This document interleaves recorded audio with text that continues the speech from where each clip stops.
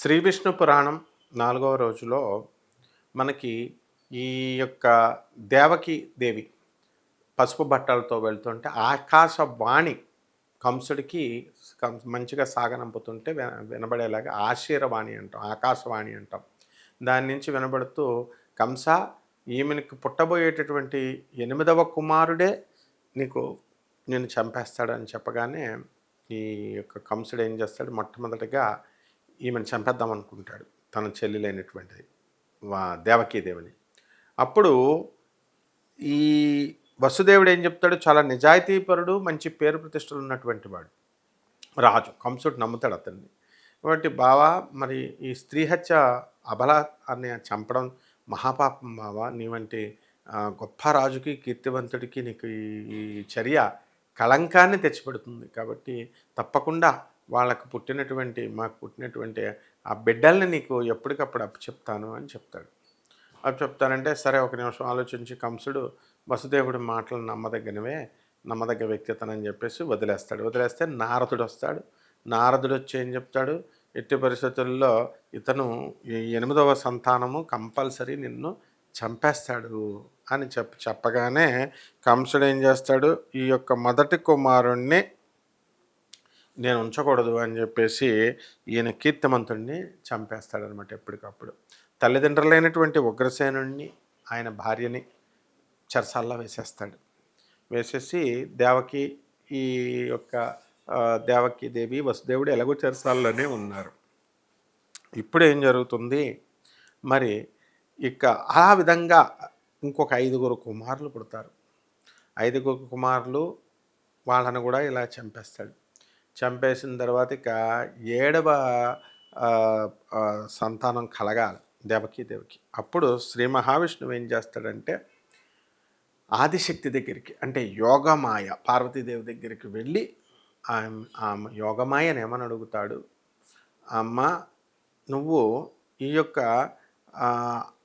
7వ సంతానంగా నువ్వు ఒక పని చెయ్యి, ఈమెకి ఇక్కడ గర్భిణి అయింది. ఆదిశేషుడిని పిలుస్తాడు. ఆదిశేషుడిని పిలిచి అక్కడ యశోదాదేవికి గర్భంలోకి ఆదిశేషుడిని ప్రవేశపెట్టిన తర్వాత ఈయన ఏం చెప్తాడు, ఈ 7వ గర్భంలో ఇక్కడ 7వ గర్భంలో ఇక్కడ దేవకికి పుట్టినటువంటి ఆ యొక్క గర్భాన్ని ఇలా సంగ్రహించమంటాడు.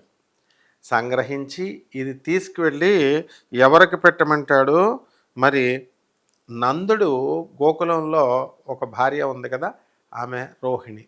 ఈ కంసుడు పెట్టేటటువంటి బాధల్ని భరించలేక చాలామంది ఏం చేస్తారంటే, యాదవ రాజులు, రాణులు వీళ్ళంతా కూడా గోకులానికి వెళ్ళిపోతారు, విదర్భాల కోశల రాజ్యాలకి తరలిపోతారు.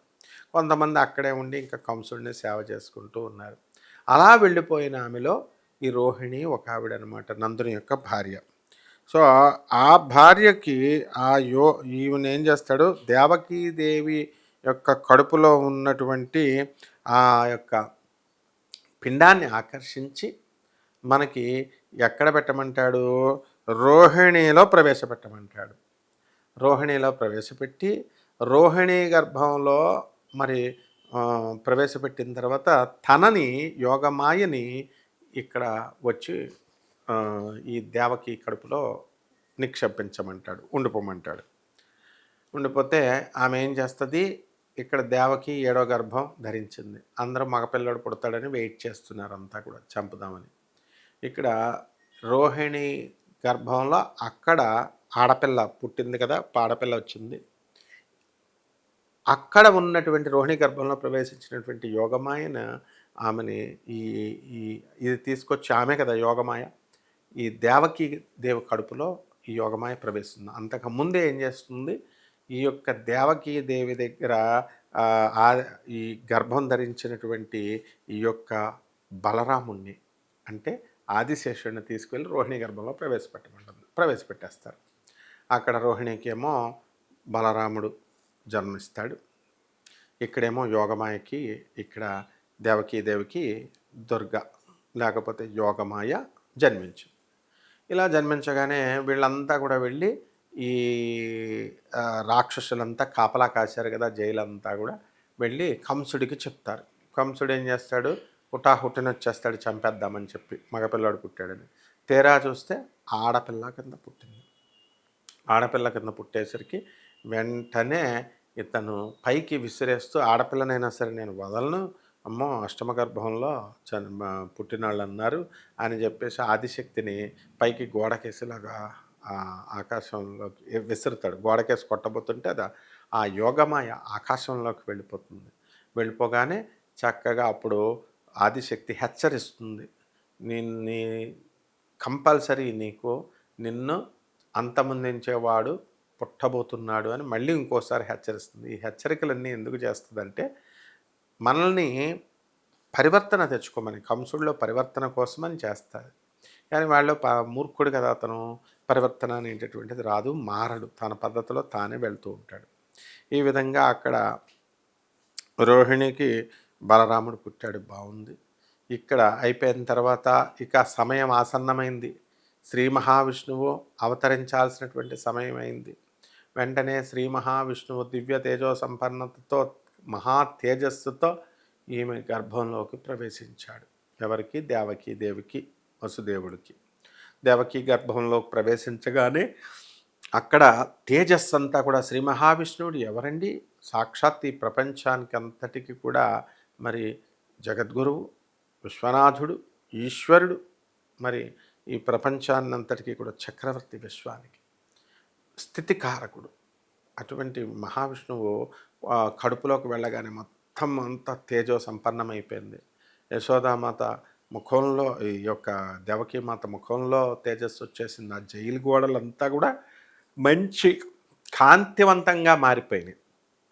కాంతివంతంగా మారిపోయిన తర్వాత మనకి ఏం జరిగింది, ఈ ఈ యొక్క తేజస్సు చూసి ఇక్కడ ఉన్నటువంటి ఆడవాళ్ళు, ఆయన కాపలా కాసేటటువంటి వాళ్ళంతా కూడా వెళ్ళి కంసుడికి కంప్లైంట్ చేస్తారు. అయ్యా మహారాజా, ఇక్కడ ఆ మహా తేజస్సుతో ఆమె వెలిగిపోతోంది ముఖము, ఆ కాంతితో మొత్తం జైలు గోడలు అక్కడ చుట్టుపక్కలంతా కూడా చాలా తేజస్సుగా ఉంది అని చెప్పగానే వెంటనే అయితే పుట్టేవాడు అతనే అని చెప్పేసి, నా మృత్యువు అని నేను అతన్ని చంపేస్తానని చెప్పేసి అక్కడ కంస మహారాజా ఏం చేస్తాడంటే బయలుదేరతాడు. ఆ బయలుదేరే ముందు ప్రతిరోజు కూడా ముడి కట్టుకుని పడుకుంటాడు రాజు. ఆ యొక్క కంస మహారాజా హడావిడిలో ఈ యొక్క ముడి విడిపోతుంది. రాజులకి ఏంటంటే కిరీటం పడడం కానీ, ఈ ముడులు విడిపోవడం కానీ ఇది అపశకునం అన్నమాట. వెంటనే ఆ ముడి పడిపోయితే అలాగ వస్తూ ఆ దారికి అడ్డంగా ఉన్నటువంటి కుర్చీలని, బెంచీలని తన్నుకుంటూ వచ్చేస్తున్నాడు. మృత్యుభయం, శ్రీహరి గురించి ఆలోచన, రాక్షసాంతకుడైనటువంటి మహావిష్ణువు మళ్ళీ పుట్టాడు, ఎలా మరి ఈ యొక్క మరణం నుంచి తప్పించుకోవడానికి అని చెప్పి అతను వచ్చేస్తూ ఉంటాడు. వచ్చేస్తూ ఉంటే అక్కడ ఏమైంది, ఈ లోపల అక్కడ ఈ శ్రీ మహావిష్ణువు యొక్క మాయ చేత, విష్ణు మాయ చేత అక్కడ శ్రీ మహావిష్ణువు కుర్రాడిగా పుట్టాడు.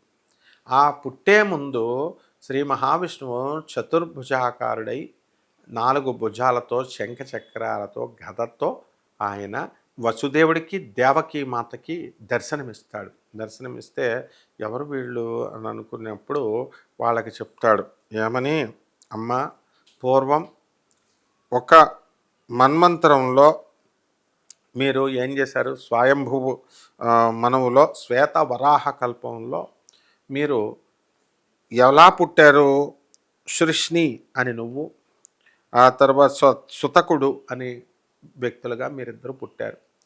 పుట్టి బ్రహ్మదేవుడు మిమ్మల్ని పుట్టించిన తర్వాత మిమ్మల్ని సంతానోత్పత్తి చేయమన్నప్పుడు, సృష్టిని చేయమన్నప్పుడు మీరు వైరాగ్య భావనతో మీరు ఏం చేశారు, మేము చేయమని మీరు తపస్సు చేసుకుంటున్నారు విష్ణువు కోసం. ఆ తపస్సు చేసినప్పుడు దివ్య తేజో సంపన్నుడైనటువంటి శ్రీ మహావిష్ణువుకి కరుణ కలిగి మీకు ప్రత్యక్షమయ్యాడు. ప్రత్యక్షమైనప్పుడు మీరు ఆయన నుంచి మీరు ఏం చేశారు, ఒక వరాన్ని కోరారు. అబ్బా, ఇంత తేజోవంతంగా, ఇంత అందంగా ఉన్నటువంటి ఇటువంటి మహావిష్ణువే తమ కుమారుడిగా పుడితే తమ జన్మ ధన్యమవుతుందని చెప్పేసి వాళ్ళు అనుకుంటారు. అనుకున్నప్పుడు ఏం జరుగుతుంది, వీళ్ళిద్దరూ కూడా వాళ్ళకి గుర్తు చేస్తాడు శ్రీ మహావిష్ణువు. మీరిద్దరూ ఎవరో కాదు, మొదటి జన్మలో మీరు సృష్ని తర్వాత ఈ యొక్క సూతకుడిగా పుట్టారు. అప్పుడు తపస్సు చేసి శ్రీ మహావిష్ణువు వంటి కుమారుడు తమకు కలగాలని చెప్పి వరం అడుగుతారు. ఆ వరం 3 సార్లు అడుగుతారు. 3 సార్లు అడిగినప్పుడు నేను మీకు ఇవ్వాలనుకున్నాను. అందువలన రెండో జన్మలో మీరు ఎలా ఎత్తారు, అదితి కశ్యప ప్రజాపతిగా మీరు పుట్టారు ఋషులుగా. అక్కడ మీకు నేను వామనుడిగా పుట్టాను. ఆ తర్వాత ఇంద్రుడు నాకొచ్చి సహాయం చేసి సేవ చేశాడు. ఆ తర్వాత మీరంతా కూడా ఈ జన్మలో శ్రీకృష్ణుడిగా మరి నేను జన్మిస్తున్నాను మీ కడుపున అని చెప్పి వెంటనే ఆ కుర్రాడు బాలుడిగా మారిపోయి మీకేం భయం అవసరం లేదు, నేనున్నాను, మీరేం చేయాలంటే ఇది తీసుకువెళ్ళిపోయి ఈ యొక్క పుత్రుణ్ణి మీరు గోకులానికి తీసుకువెళ్ళిపోండి. గోకులానికి తీసుకువెళ్ళిపోయి అక్కడ వసుదేవుడికి యశోదాదేవి ఉన్నారు, అక్కడ పెట్టేసి వాళ్ళకు పుట్టినటువంటి ఆ అబ్బాయిని వాళ్ళకు పుట్టినటువంటి ఆ యోగమాయను తీసుకొచ్చేసి ఇక్కడ అప్పచెప్పేయమంటాడు శ్రీ మహావిష్ణువు. అయిపోయింది, శ్రీకృష్ణుడిని తీసుకొచ్చేస్తారు. ఈ శ్రీకృష్ణ పరమాత్మని మరి బుట్టలో పెట్టుకొని తీసుకొస్తున్నప్పుడు భయపడొద్దు, బయట ఆదిశేషుడున్నాడు అని చెప్పేసి చెప్తుంది. 1000 పడగల ఆదిశేషుడు అనమాట. వీళ్ళు బయటకు వచ్చేయగానే కృష్ణుడిని ఇలా బుట్ట మీద పెట్టుకొని ఉంటే ఆదిశేషుడు వచ్చి పడగలతో వస్తారు. యమునా నది దారిస్తుంది. దారిస్తే వీళ్ళు నిర్భయంగా తీసుకొచ్చేసి యశోదాదేవి పక్కలో పెట్టేస్తారు.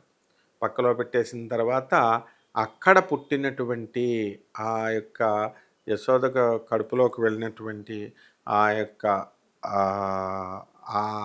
ఆది పరాశక్తిని తీసుకొచ్చి ఇక్కడ పెడతారనమాట. ఆ తర్వాత ఆ కథంతా కూడా మనం ముందు చెప్పుకున్నాం. అక్కడ ఆడపిల్ల పుట్టిందని అనుకుంటారు. ఆడపిల్ల పుట్టిందంటే ఇతను వస్తాడు, పైకి ఇలాగ విసురుతాడు. ఇదంతా ఇందాక నేను చెప్పాను కదా, ఆ విధంగా జరుగుతుంది. ఇప్పుడు మన కథలో ఏంటంటే అక్కడ ఆల్రెడీ బలరాముడు పుట్టాడు రోహిణి కడుపులో. ఇకపోతే ఇక్కడికి వచ్చేసరికి శ్రీకృష్ణ పరమాత్మ పుట్టినటువంటి దేవకికి పుట్టినటువంటి ఈ యొక్క కృష్ణుణ్ణి తీసుకువెళ్ళి ఎలా చేశారండి, ఈ రోహిణి కడుపులో ఉన్నటువంటి ఆ బిడ్డని తీసుకువెళ్ళి ఆదిశేషుడిని యశోదామాత కడుపులో నిక్షిప్తం చేస్తారనమాట. అంటే అందువల్లనే యశోదాదేవికి 2 పుత్రులు అనమాట, బలరాముడు శ్రీకృష్ణుడు. వాస్తవంగా మరి ఆది పరాశక్తి ఎందువలన అలా జరిగింది అని అంటే ఆ రోహిణి యొక్క దాంట్లోకి ఎందుకు నిక్షిప్తం చేయాల్సి వచ్చిందంటే ఆది పరాశక్తి అక్కడ ఆ యొక్క సౌభాతృత్వాన్ని చూపించడం కోసం అన్నమాట. కాబట్టి ఈ విధంగా బలరాముడు అక్కడ పుట్టాడు, శ్రీకృష్ణుడిని అక్కడికి తీసుకువెళ్ళారు. శ్రీకృష్ణుడు పుడితే కనుక 10,000 సాలంకృత భూముల్ని భూదానం చేస్తాను అని చెప్పారనమాట. చెప్పిన తర్వాత ఈ విధంగా మనకి ఈ విష్ణు పురాణంలో మనకి వర్ష ఋతువులో శ్రావణ మాసంలో మరి శ్రీకృష్ణ పరమాత్మ పుడతాడు అని క్లియర్గా ఉంది. ఇది శ్రీమద్ భాగవతంలో ఈ విధంగా చెప్పబడలేదన్నమాట ఇక్కడ ఈ మాసం అని చెప్పేసి. కాబట్టి ఈ విధంగా మనకి ఈ శ్రీకృష్ణ జననం అనేటటువంటిది ఈ విధంగా మనకి ఈ దేవకి కడుపును పుడతాడు, వచ్చేసింది. తర్వాత వీడు కంసుడు వస్తాడు, కంసుడు వచ్చి చంపాలనుకుంటాడు. ఈ అబ్బాయి కృష్ణుడు అష్టమ గర్భం పెరుగుతున్నాడు అని చెప్పి మళ్ళీ ఆది పరాశక్తి వార్నింగ్ ఇస్తుంది, జాగ్రత్తగా ప్రవర్తన మార్చుకొని. కానీ కంసుడు మార్చుకోరు. వెంటనే ఏదో పరివర్తన కలిగినట్టుగా ఆది పరాశక్తికి శ్మశాన వైరాగ్యం అని ఉంటుంది. ఆ నిమిషంలోనే ఆ వైరాగ్యం వస్తుందన్నమాట. వెంటనే అతను వెళ్ళిపోయి ఆ చెల్లెలకి, ఆ దేవికి వసుదేవుడి కాళ్ళ మీద పడి, ఉగ్రసేనుడు వాళ్ళ నాన్న కాళ్ళ మీద పడి నేను తప్పు చేశాను, ఇంక నేను చంపను అని చెప్పేసి ఇలా చెప్తాడనమాట. అయితే ఇతను నమ్మరు కదా వీళ్ళు. సరే ఇదంతా కూడా శ్రీ మహావిష్ణువు యొక్క మాయ చేత జరిగింది అని అనుకుంటారు. ఈ విధంగా శ్రీకృష్ణ జననం అనేటటువంటిది జరిగి అతను గోకులానికి క్షేమంగా శ్రీ మహావిష్ణువు శ్రీకృష్ణుడు చేర్చబడ్డాడు. అలాగే అక్కడ బలరాముడు జననమైంది. అక్కడ గర్భం నుంచి ఆకర్షించి వచ్చినటువంటి యోగమాయ ఆమె కొంతకాలం పెరిగింది కాబట్టి అక్కడ ఆమెకి ఒక వరం ఇస్తాడనమాట. ఏమని, ఈ యొక్క గర్భంలో నువ్వు ఉన్నందుకు గాను నీకు దుర్గా అని, శాంభవి అని, ఈశ్వరి అని చెప్పి మీకు దేవాలయాలు కడతారమ్మా, నువ్వంతా కూడా పూజింపబడతావు, ధూపదీప నైవేద్యాలు ఇవన్నీ కూడా నీకు ఇవ్వబడతాయి అని చెప్పేసి శ్రీ మహావిష్ణువు ఆమెకి వరమిస్తాడు. ఈ విధంగా సుఖాంతమవుతుంది. శ్రీకృష్ణ జననం జరిగింది. శుభమస్తు.